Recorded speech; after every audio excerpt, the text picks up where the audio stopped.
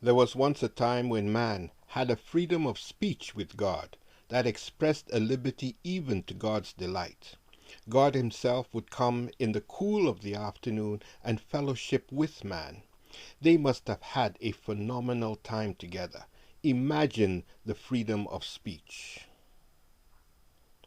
There came a day in which Satan the devil entered into that garden and effected a deception that caused man to disobey God. When God came as usual to delight in fellowship with man, man hid himself. God called him, "Adam, where are you?" Man answered, "I am hiding because I am naked." From that day, man lost his freedom of speech.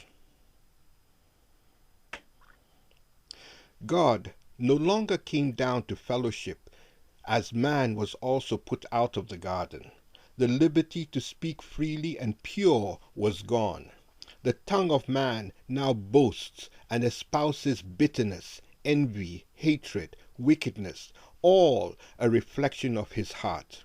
Truly it is well said, for the mouth speaks according to the fullness of the heart.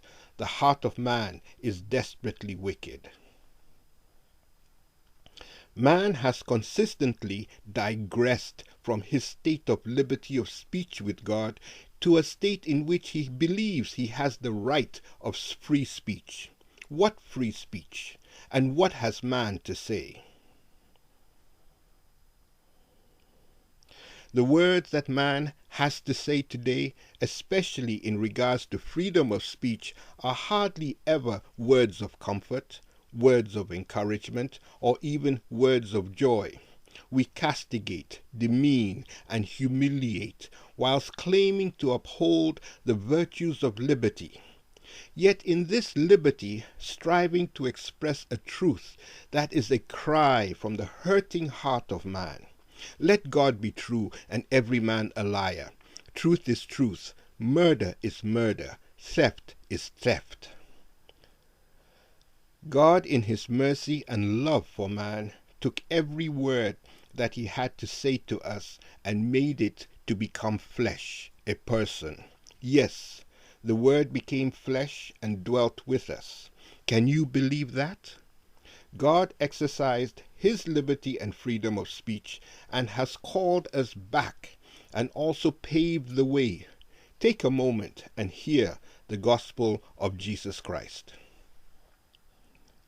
Today, the highest and purest form of freedom of speech that any man may choose to express would be to respond to God's calling. Just as he had called for Adam, "Lord, forgive me, for I am a sinner. Accept me back into your presence, as I believe that you sent your Son Jesus to call me, and I have received him." We still find ourselves in these earthly bodies, a fallen race.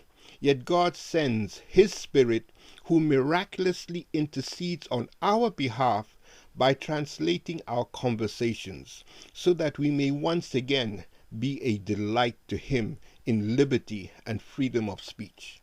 If your life is pleasing to God, he will make even your enemies to be at peace with you.